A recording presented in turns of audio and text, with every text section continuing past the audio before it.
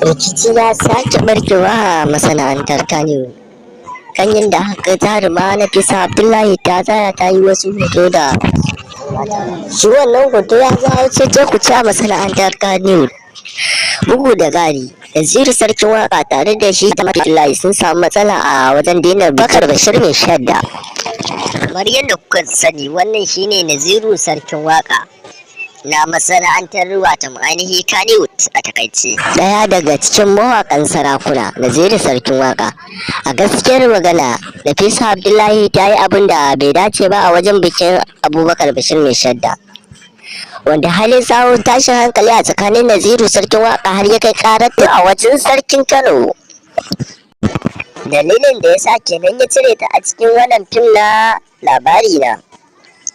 Tana yawan da tsaurin ido, ba ta girmama gaba da ita, shine dalilin da ya sa Naziru sarkin waka ya yanke shawarar cire ta a fim ɗin Labari Na, domin su ne masu ruwa da tsaki a cikin wannan fim na Labari Na.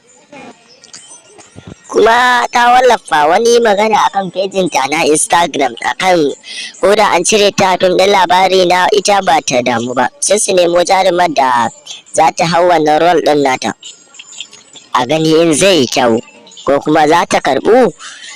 Haka dai ta wallafa a shafinta na Instagram. A gaskiyar magana, Naziru jin wannan magana da aka yi gaskiya bai ji daɗi ba a matsayinsa na sarkin mawaka, kuma babban mutum ne shi Naziru. Ku mana subscribing a YouTube channel ɗinmu ta Farin Gida TV domin samun ci gaban wannan bidiyo.